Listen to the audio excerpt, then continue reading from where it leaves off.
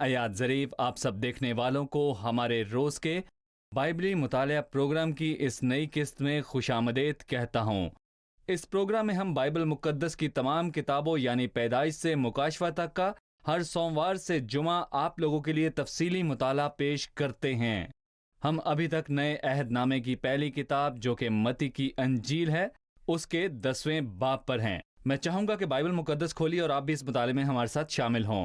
लेकिन सबसे पहले मैं खुदा के खादिम भाई यूसुफ को स्टूडियो में खुशामदीद कहूँगा। बहुत शुक्रिया भाई। साथ ही हमारे दीगर मेहमानों को भी खुशामदीद। भाई यूसुफ, सबसे पहले आप 10वें बाब का मौजू बताइए। ये 12 शागिर्दों को मुकर्रर करने के ताल्लुक से है और हमने देखा कि उनको हुक्म दिया गया, बस फजल के मालिक की मिन्नत करो, और उन्होंने ऐसा ही किया। और 12वें बाब में हम देखते हैं कि ये वही हैं जिन्हें खुदा ने चुना और फजल के लिए भेजा। और हमें सबक मिलता है कि जब भी हम दुआ करते हैं तो खुदा आम तौर पर उनको भेजता है जो खुदा के कलाम का बोझ रखते हैं। खुदा उसको चुनता है जो उसके कलाम के लिए दुआ करता है। ये बहुत अच्छी बात है, क्योंकि अगर कोई किसी के लिए दुआ कर रहा है तो हो सकता है कि खुदा उससे कहे कि तू वहां पर जा और अपने रोज में जाकर वहां पर तू इसराइल को बचा। सही भाई, हमने पहले सीखा कि जब यीशु पहाड़ी वाज में तालीम दे रहा था तो इख्तियार के साथ बात कर रहा था। फिर उसने अपनी खिदमत का आगाज किया और मौजज़ात किए, और उसने अपने मौजज़ात इख्तियार के साथ किए। सही। और अब वो इख्तियार शागिर्दों को देता है। वो उनको वही मौजज़ात करने के लिए भेजेगा, लेकिन इख्तियार के साथ। मसीह की कहानी में हम देखते हैं कि वो इख्तियार रखता है और फिर वो इख्तियार शागिर्दों को देता है। सबसे पहले मत्ती की अंजील बादशाह की अंजील है, और बादशाह किस चीज से मुत्तलिक है? इख्तियार। और इस अंजील के आखिरी लफ्ज कुछ यूं है कि मत्ती की अंजील में लिखा है कि जमीन और आसमान का कुल इख्तियार मेरे पास है। लेकिन हम देखते हैं कि मसीह हर चीज पर इख्तियार रखता है, और हम देखते हैं कि उसने बस एक बात की और सब के सब उसके पीछे हो लिए। लेकिन इस बाब में हम मसीह के इख्तियार के अलावा शागिर्दों के इख्तियार भी देखते हैं। सही। इख्तियार का होना बहुत बड़ी बात है, लेकिन इसी इख्तियार को आगे तक पहुंचाना बहुत बड़ी बात है। सही। ये तो 12 शागिर्दों को दिया गया इख्तियार और हुक्म है, लेकिन इससे पहले कि हम उस हुक्म के बारे में और जाने, हम उन 12 शागिर्दों के ताल्लुक से जानना चाहते हैं। सही। ये 12 कौन थे? जी। और फहरिस्त के मुताबिक उन 12 के नाम बताइए। फहरिस्त के मुताबिक हम देखेंगे कि यहाँ 12 शागिर्दों का यहाँ पर जिक्र हुआ, और हर बार ये जिक्र पतरस से शुरू हुआ और आखिर में यहूदा इस्करियोती आता है। सही। इसके अलावा आपको मुख्तलिफ लोग भी मिलेंगे, लेकिन मत्ती की अंजील के मुताबिक हम देखेंगे कि उनका जिक्र 2-2 करके हुआ, और हम देखेंगे कि मसीह ने भी अपने शागिर्दों को 2-2 करके भेजा, और इसी तरह इनकी तरतीब है। पहला नाम शमाउन का है जो पतरस कहलाता है, और इंद्रियास इसका भाई है। सही। इसके बाद फुल स्टॉप, फिर जब्दी का बेटा याकूब और उसका भाई यूहन्ना, फिलिपुस और बरतमाई और तूमा, और आखिर में मत्ती महसूल लेने वाला। उसने उनका जिक्र इस तरह किया कि खुदा इनको मेरे काम के लिए इसी तरह भेजेगा। लिहाजा हम इस नतीजे पर पहुंचे हैं कि खुदा इनको 2-2 करके हुक्म दे के वहां पर भेजेगा। सही। अब हम 5वीं आयत से शुरू करते हैं, जहां लिखा है, उन 12 को यीशु ने भेजा और उनको हुक्म देकर कहा, गैर कौमों की तरफ ना जाना और सामरियों के किसी शहर में दाखिल ना होना, बल्कि इसराइल के घराने की खोई हुई भेड़ों के पास जाना, और चलते चलते ये मुनादी करना कि आसमान की बादशाही नजदीक आ गई है। बीमारों को अच्छा करना, मुर्दों को जलाना, कोड़ियों को पाक साफ करना, बदरूहों को निकालना, तुमने मुफ्त पाया मुफ्त देना, ना सोना अपनी कमर बंद में रखना, ना चांदी, ना पैसे रास्ते के लिए, ना झोली लेना, ना कुर्ते, ना जूतियां, ना लाठी, क्योंकि मजदूर अपनी खुराक का हकदार है।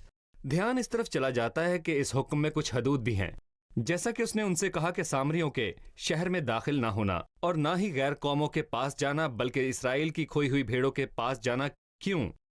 दरअसल हमें ये जानना बहुत जरूरी है कि मत्ती का 10वां, 11वां और 12वां बाब बहुत ज्यादा अहमियत का हामिल है, क्योंकि ये मरकजी अबवाब हैं। निहायत अहम है।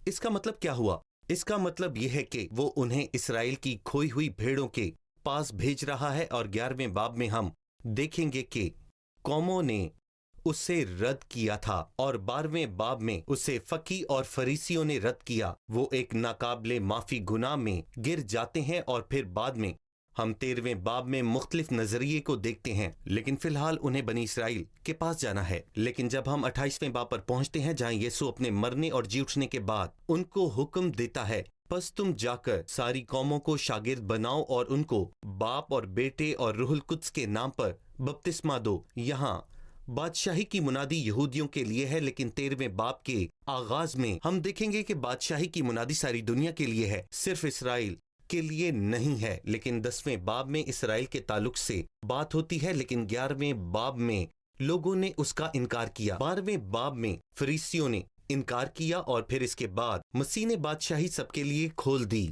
जो आसमान की बादशाही है। और इस बात को हम 13वें बाब में बहुत वजाहत से देखेंगे। सही, लिहाजा यह हिस्सा और हुक्म इसराइल की खोई हुई भेड़ों के लिए है। लिहाजा हमने जाना कि शागिर्द कौन थे और उनकी खिदमत का दायरा कर क्या था, जो कि इसराइल का घर था, उनकी खिदमत की नौयत। जी। उसने कहा कि आसमान की बादशाही नजदीक आ गई है, लेकिन बेशक उनके पास इख्तियार था कि वो बीमारों को शिफा दे और कोड़ियों को पाक साफ करे, लेकिन सफर में ना सोना अपने पास रखना और ना चांदी ना पैसे और ना ही सफर के लिए झोली लेना। लेकिन दूसरे हिस्सों में जब हम पढ़ते हैं मरकज 6 बाब में, खुदावन ने उनसे कहा, रास्ते के लिए लाठी लो और जूती पहनो। क्या इन दो हुक्मों के दरमियान कोई तजाद पाया जाता है? नहीं, इसमें कोई तजाद नहीं मिलता कि वो मत्ती की अंजील में उनसे कह रहा है कि कोई फालतू चीज साथ ना लेना, लेकिन मरकज में वो हुक्म देता है कि कोई फालतू लाठी साथ ना लेना और उनके पास जो है अगर टूट जाए तो एक फालतू हो, और इसी तरह जूतियां लेना अगर टूट जाए तो दूसरी हो, और 2 कुर्ते ना पहनना और बेशक एक कुर्ता एक जूती और एक लाठी के साथ तुम साथ आना, लेकिन रास्ते के लिए ना लेना। लिहाजा मत्ती और मरकज में कोई तजाद नहीं है। वो उन्हें बता रहा है कि कम से कम साथ रखना, कोई फालतू चीज साथ ना लाना। पहली बात यह है कि वो बादशाह के नुमाइंदे हैं और दूसरी बात वक्त कम है। वक्त कम है और उनके पास वक्त नहीं था कि कुर्ते बदलते फिरें या फिर जूते। ये एक हुक्म था जो खुदा ने उनको दिया था। शुक्रिया। हम एक छोटे से वक्फे के बाद दोबारा हाजिर होंगे।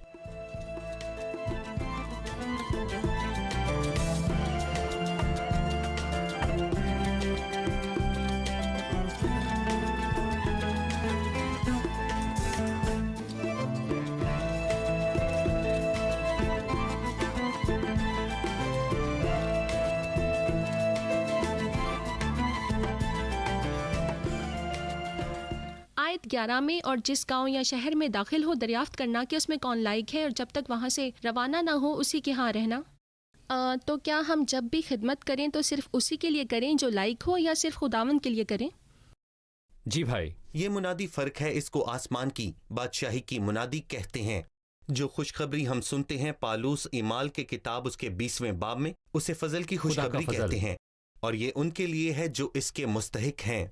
और यूहन्ना बपतिस्मा देने वाले ने यही बात समझाने की बहुत बार कोशिश की थी कि मसीह किसी पर बादशाहत नहीं करता, और अगर आप उसको कबूल नहीं करते तो आप जहन्नुम में जाएंगे, बल्कि आग में डाले जाएंगे। यूहन्ना बपतिस्मा देने वाले ने कहा कि आज की मुनादी फर्क है। हम खुदा के फजल से मुनादी करते हैं, और अगर हम गुनाहगारों और गिरे हुए लोगों को देखें तो क्या खुदा उन्हें बचाता है? जी हाँ, वो बड़े बड़े गुनाहगारों को बचाता है। और ये बात सच है और काबिल कबूल है कि मसीह दुनिया में आया। वो दुनिया में सिर्फ इसीलिए आया कि वो बड़े बड़े गुनाहगारों को निजात दे, और उनमें से एक मैं हूँ। और हमें ये गौर करना है कि खुदा ने हमारी खातिर जान दी है, क्योंकि मैं गुनाहगार था, और हमें भी दुनिया के गुनाहगारों के लिए सोचना है। ये वाज़ेह बात है कि जब हम 22वें बाब पर पहुंचते हैं, जिसमें यीशु बादशाह के बेटे की शादी के बारे में तमसील देता है, जाओ और बुलाए हुओं को जाकर बुलाओ, और फिर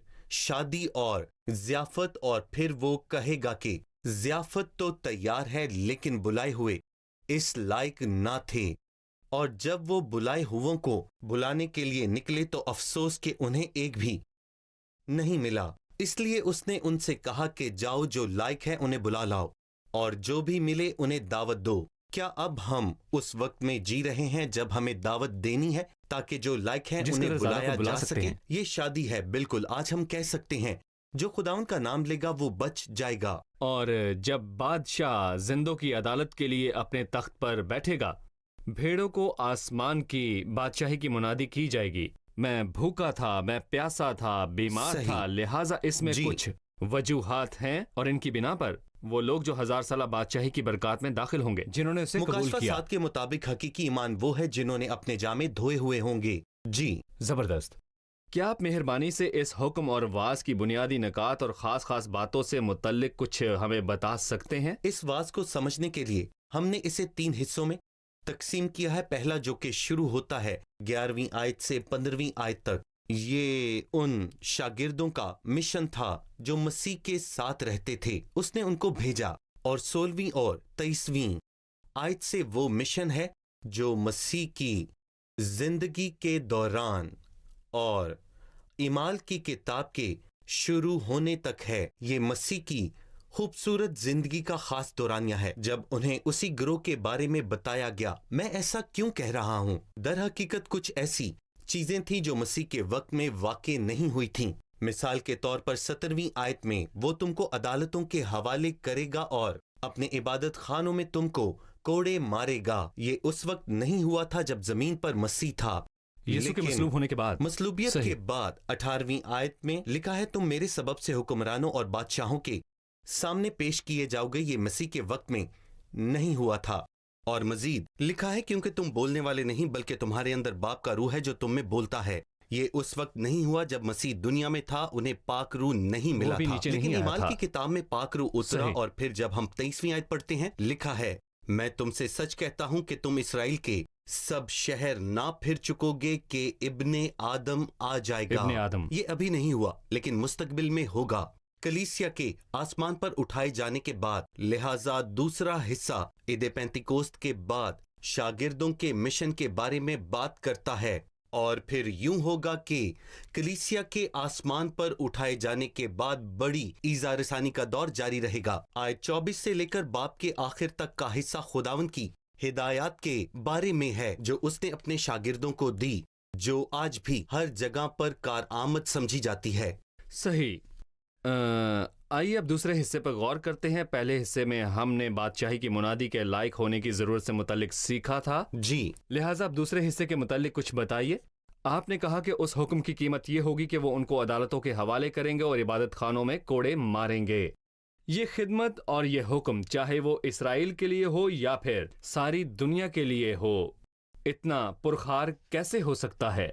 جب ہم اعمال کی کتاب کا مطالعہ کریں تو ہمیں معلوم ہوگا کہ اس وقت ان خادموں نے اور شاگردوں نے کتنے دکھ اٹھائے تھے۔ ہم نے کتنی مرتبہ پڑھا ہے کہ شاگردوں نے کوڑے کھائے، اور پالوس رسول جب غیر قوموں میں گیا تو اس نے، ہم واضح طور پر جانتے ہیں کہ بہت سے دکھ اٹھائے تھے۔ پالوس تھسلنیکیوں میں لکھتا ہے باوجود پیشتر فلپی میں دکھ اٹھانے، بے عزت ہونے کے ہم کو اپنے خدا میں یہ دلیری حاصل ہوئی ہے کہ خدا کی خوشخبری بڑی جانفشانی سے تمہیں سنائے، لہٰذا وہ دکھ اور مصیبت اور قید، کوڑے کھاتے اور شہید ہوتے، اور آج بھی بہت سے لوگ مسیح کی خاطر شہید ہو جاتے ہیں۔ لکھا ہے کہ تم لوگوں کا خوف نہ کھاؤ کیونکہ وہ وہی کر سکتے ہیں جن کی وہ ان کو اجازت دیں گے، لیکن تمہارے لیے اس کا اجر بہت ہی بڑا ہے کیونکہ تم اس کی خدمت کرتے ہو، اس کی خوشخبری کو پوری دنیا میں پھیلاتے ہو، آسمان پر تمہارا اجر ہے۔ صحیح کہا آپ نے۔ اور اختیار والے ان کو قید میں ڈالیں گے اور ان پر مقدمات بنائیں گے۔ وہ کیا بولیں گے؟ ان کے سوالوں کا جواب کیا ہوگا؟ آیت نمبر 18 میں، اور تم میرے سبب سے حاکموں اور بادشاہوں کے سامنے پیش کیے جاؤ گے تاکہ ان کے اور غیر قوموں کے لیے گواہی ہو، لیکن جب وہ تم کو پکڑوائیں تو تم فکر نہ کرنا کہ ہم کس طرح کہیں یا کیا کہیں، کیونکہ جو کچھ کہنا ہوگا اسی گھڑی تم کو بتایا جائے گا، کیونکہ بولنے والے تم نہیں بلکہ تمہارے باپ کا روح ہے جو تم میں بولتا ہے۔ ان آیات کے وسیلے ہم ان کو کیا پیغام دے سکتے ہیں جو کہیں بھی خدمت کر رہے ہیں، جو کسی بھی وقت میں عدالتوں میں بلائے جا سکتے ہیں؟ آپ ان سے کیا کہیں گے؟ میں ایسے لوگوں سے ذاتی طور پر واقف ہوں جنہیں عدالتوں میں بلایا گیا اور ان کی تفتیش ہوئی۔ انہوں نے خداوند کے نام پر بھروسہ کیا اور خدا نے کبھی بھی ان کو مایوس نہیں کیا، اس نے اپنے وعدے کو پورا کیا۔ یسوع نام کے خلاف یہ دشمنی کوئی بھی نئی بات نہیں، بلکہ یہ دشمنی بہت پرانی ہے، پر خداوند اپنے وفادار گواہوں کو کبھی اکیلا نہیں چھوڑتا۔ کیونکہ وہ ہمیشہ ان کا ساتھ دیتا ہے۔ 23ویں آیت، لیکن جب تم کو ایک شہر میں ستائیں تو دوسرے کو بھاگ جاؤ۔ میرا خیال ہے کہ وہ اپنی زندگی بچانے کے لیے بھاگیں گے، اور آگے لکھا ہے کہ کیونکہ میں تم سے سچ کہتا ہوں کہ تم اسرائیل کے سب شہروں میں نہ پھر چکو گے کہ ابن آدم آ جائے گا۔ بھاگنے سے مراد یہ کہ جب وہ انجیل کی منادی کر رہے ہوں تو ان پر ظلم ہو رہا ہو۔ بالکل۔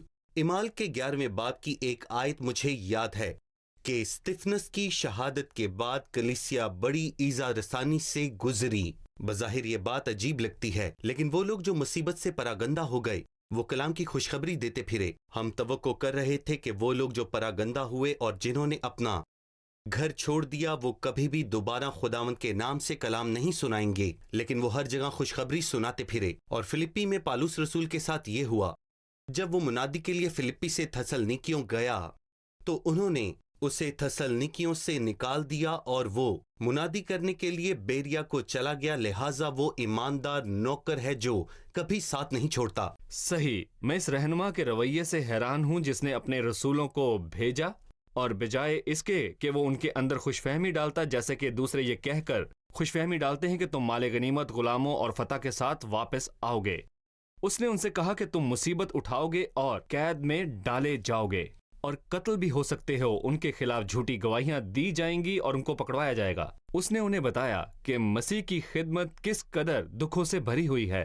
ہمیں مسیح کی خدمت کے بارے میں بتائیے۔ اس نے اپنے پہاڑی واز میں کہا کہ جاں فشانی کرو اور تنگ دروازے سے داخل ہو، کیونکہ چوڑا دروازہ تباہی کی طرف لے جاتا ہے۔ اگر آپ اسی دروازے سے جانا چاہتے ہیں تو کوئی مسئلہ نہیں، یہ آپ کا اپنا فیصلہ ہے۔ اعمال کے 14ویں باب میں پالوس اور برناباس دونوں ایمانداروں کو بناتے یہ بہت ہی ضروری بات ہے کہ ہم مصیبت میں ان کا سہن کریں اور خدا کی پاک بادشاہت میں داخل ہوں، لہٰذا راہ کانٹوں والی ہے لیکن ہمیں آسمان پر اوپر راحت ملے گی۔ میں چاہتا ہوں کہ آپ 24ویں، 25ویں اور 26ویں آیت پر تبصرہ کریں۔ شاگرد اپنے استاد سے بڑا نہیں ہوتا اور نہ نوکر اپنے مالک سے۔ شاگرد کے لیے کافی ہے کہ اپنے استاد کی مانند ہو، اور نوکر کے لیے یہ کہ اپنے مالک کی مانند۔ جب انہوں نے گھر کے مالک کو بالزبول کہا تو اس کے گھرانے کے لوگوں کو کیوں نہ کہیں گے؟ پس ان سے نہ ڈرو، کیونکہ کوئی چیز ڈھکی نہیں جو کھولی نہ جائے گی، اور نہ کوئی چیز چھپی ہے جو جانی نہ جائے گی۔ آپ اس کے بارے میں کیا کہیں گے؟ وہ جملہ جس میں لکھا ہے کہ ان سے نہ ڈر، یہ بہت ہی اچھا جملہ ہے۔ جیسا کہ آپ نے پہلے کہا، کیا یہ شاگردوں اور رسولوں کے دلوں میں خوف پیدا کر سکتا ہے؟ اس نے یہ بات 3 مرتبہ دہرائی۔ 26ویں آیت میں لکھا ہے ان سے نہ ڈرو، اور 28ویں آیت میں وہ جو بدن کو قتل کرتے ہیں ان سے نہ ڈرو، اور 31ویں آیت میں لکھا ہے پس ڈرو نہیں۔ اس نے یہ بات کہ پس خوف نہ کھا مکاشفہ کے دوسرے باب میں کہی ہے، جو دکھ تجھے سہنے ہوں گے ان سے خوف نہ کر۔ دیکھو ابلیس تم میں سے بعض کو قید میں ڈالنے کو ہے تاکہ تمہاری آزمائش ہو، اور 10 دن تک تم مصیبت اٹھاؤ گے۔ جان دینے تک وفادار رہ تو میں تجھے زندگی کا تاج دوں گا۔ خدا ہمیں سہانے خواب نہیں دکھا رہا بلکہ بتا رہا ہے کہ میرے پیچھے چلنے والوں کی راہ ایسی ہی راہ ہے، اور یسوع کے پیچھے چلنے والوں کا حال سمندر کے حال کے جیسا ہے جہاں بڑی لہریں آتی ہیں اور شریر بکھرے ہوئے سمندر کی مانند ہے، اور ابلیس ہوا کا سردار ہے، وہ ہوا کو ہمارے خلاف بھڑکاتا ہے، لیکن ہمیں خوف نہیں کرنا، کیونکہ جب تک ہمارا یسوع مسیح ناصری ہمارے ساتھ ہماری کشتی میں موجود ہے، یہ ابلیس شیطان ہمارا کچھ بگاڑ نہیں سکتا۔ اور متی کے 8ویں باب میں مسیح ہم سے یہی کہہ رہا ہے کہ خوف نہ کر، خدا ہمارے ایمان کو بڑھانا چاہتا ہے۔ شکریہ۔ ہم یہاں ایک وقفہ لیں گے اور دوبارہ حاضر ہوں گے۔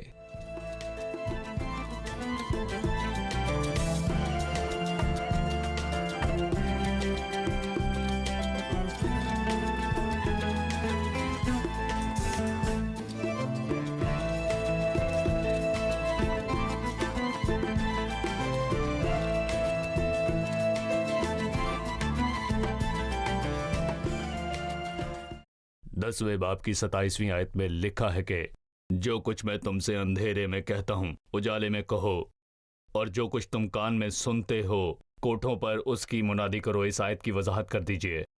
آیت 26 میں لکھا ہے کوئی چیز ڈھکی نہیں جو کھولی نہ جائے گی، اور کوئی چیز چھپی نہیں جو جانی نہ جائے گی۔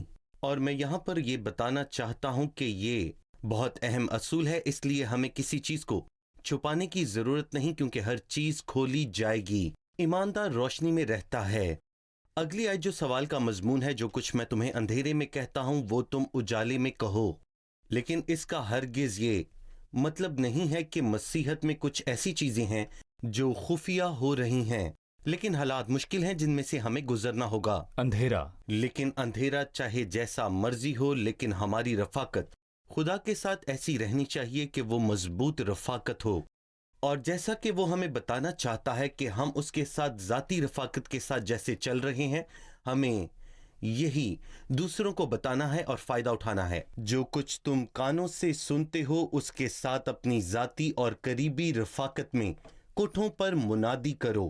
اور ہم انتہائی سخت حالات سے گزرتے ہیں، لیکن خدا ہمیں سکھاتا ہے، اور ہماری اس کے ساتھ ذاتی رفاقت میں وہ ہم سے کلام کرتا ہے، اور ہمیں ان باتوں کو پھیلانا ہے جن باتوں سے ہمیں بہت زیادہ فائدہ ہوا ہے۔ جو برے وقت میں رفاقت کے ساتھ حاصل ہوا اسے چھپانا نہیں، اور ہمیں خود غرض نہیں ہونا کہ جو ہم نے سیکھا ہے اسے خود تک محدود رکھیں، بلکہ وہ سب دوسروں تک پہنچانا ہے۔ آپ کی بات سمجھ آئی، وہ یہ کہ اس آیت کا مطلب چاہے خداوند ہمیں مشکل حالات میں ہی سکھاتا ہے، وہ ہمیں دوسروں سے شیئر کرنا صحیح۔ چاہیے اور انہیں بتانا چاہیے کہ اس کے ساتھ ذاتی رفاقت میں ہم نے کیا سیکھا۔ لکھا ہے کہ جو کچھ میں تم سے اندھیرے میں کہتا ہوں اجالے میں کہو، اور کوٹھوں پر اس کی منادی کرو۔ اگلی بات جو کہی گئی وہ بہت حوصلہ افزا ہے۔ جو بدن کو قتل کرتے ہیں اور روح کو قتل نہیں کر سکتے، ان سے نہ ڈرو، بلکہ اسی سے ڈرو جو روح اور بدن کو جہنم میں ہلاک کر سکتا ہے۔ کیا ہمیں ڈرنا چاہیے؟ کس سے ڈرنا چاہیے؟ ہمیں بس خدا سے ڈرنا ہے، سارا اختیار اس کے پاس ہے، لیکن انسان کیا کر سکتا ہے؟ یہ بس جسم کو قتل کر سکتا ہے۔ بدن کو قتل کرنے کے بعد کیا ہوتا ہے؟ روح اسی وقت آزاد ہو کر اوپر مسیح کے پاس چلی جاتی ہے۔ اس لیے پالوس فلپیوں کے پہلے باب میں یہ کہتا ہے کہ میں نہیں جانتا کہ کسے پسند کروں۔ پالوس کی آزمائش ابھی باقی ہے، کیونکہ ابھی بھی وہ رہنے اور کچھ کرنے کے تعلق سے بہت ہچکچا رہا ہے۔ میرا جی تو چاہتا ہے کہ کوشش کر کے مسیح کے پاس چلا جاؤں، لیکن میرا یہاں جسم میں رہنا تم سب کے لیے زیادہ ضروری ہے۔ آپ نے یہ دیکھا ہے کہ پالوس کے لیے مسئلہ نہیں تھا، لیکن وہ انتخاب کرنے میں ہچکچاہٹ کا شکار تھا کہ میں خدا کے پاس جاؤں، پر رہنا زیادہ ضروری ہے، اور اس کا ایمان تھا جو خدا کرے گا وہ بہتر کرے گا، کیونکہ اس کی خدمت ابھی پوری نہیں ہوئی۔ پھر 29ویں سے 33ویں آیت تک ہم چڑیوں سے زیادہ اہمیت رکھتے ہیں۔ ہمارا باپ ہماری فکر کرتا ہے، بلکہ ہمارے سر کے سب بال بھی گنے ہوئے ہیں۔ میں چاہوں گا کہ آپ ان حوصلہ افزا الفاظ پر تبصرہ کریں۔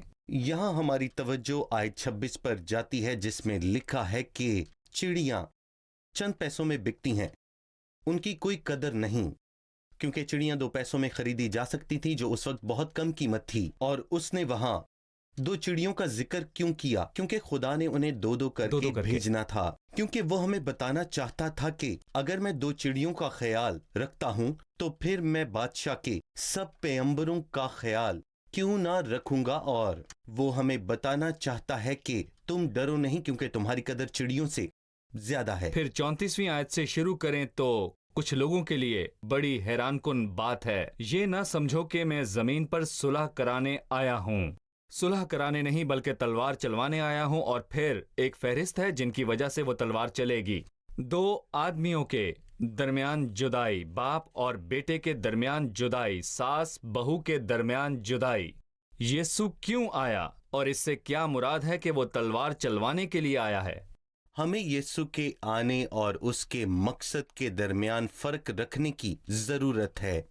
اس کا مقصد یہ تھا کہ دنیا میں امن لایا جائے اور لوگ یہاں پر بڑے اطمینان سے رہیں، اور آنے کا نتیجہ اسے لوگوں نے رد کیا، اور جنہوں نے اسے قبول کر لیا ان کے دل اطمینان سے بھر گئے، لیکن وہ ان شریر لوگوں سے محفوظ نہیں تھے جنہوں نے مسیح کو رد کیا، اور وہی اس کو مصلوب بھی کریں گے۔ آدمی کے دشمن اس کے گھر کے ہی ہوں گے۔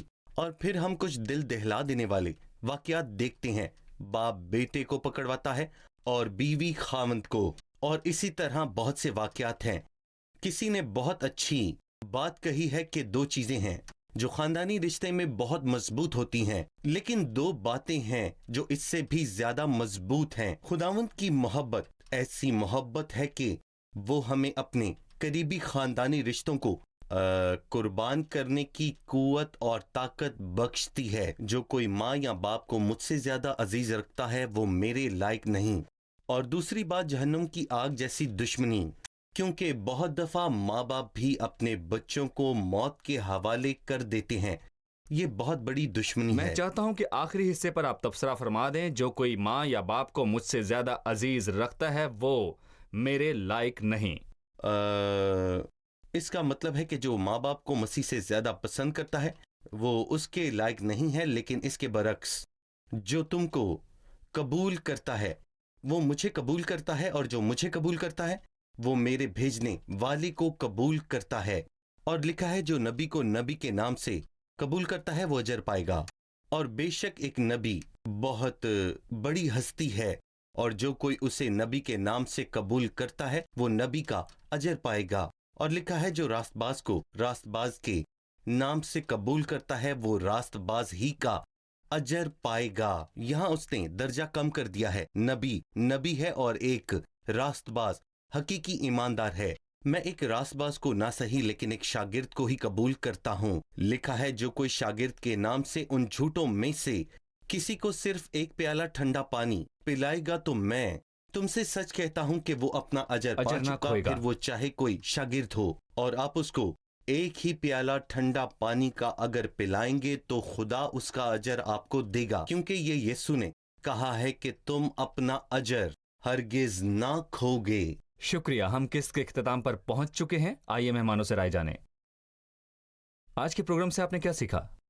ہم نے آیت 27 کو سیکھا جہاں لکھا ہے جو کچھ میں تم سے اندھیرے میں کہتا ہوں اجالے میں کہو، اور جو کچھ تم کان سے سنتے ہو اس کی کوٹھوں پر منادی کرو۔ اس سے مراد ہے کہ ہمیں جو کچھ بھی ہم نے خداوند کے ساتھ اپنی رفاقت میں اس سے سنتے ہیں، ان باتوں کو صرف اپنے تک محدود نہیں رکھیں بلکہ دوسروں کے ساتھ اسے شیئر کریں، جیسے کہ روت نے کیا جب اس نے اپنی ساس کو گندم پیش کی۔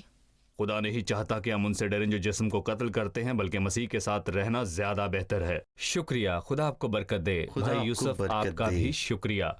عزیز ناظرین، ہو سکتا ہے آپ مسیح پر ایمان رکھنے کے باعث رد کیے گئے ہوں، آپ کو اپنے گھر یا ملازمت یا اپنے ملک سے ہی نکلنا پڑا ہو، شاید آپ کو آپ کی مالی دولت آپ کے حصے اور جائیداد سے الگ کر دیا گیا ہو، لیکن یسوع مسیح کو پانے کے بعد آپ دنیا کے امیر ترین شخص ہوں گے۔ اس لیے عزیزو، اپنی آنکھوں کو حقیقی دولت کی طرف لگاؤ، زمینی نہیں بلکہ آسمانی، ابدی نہ کہ عارضی۔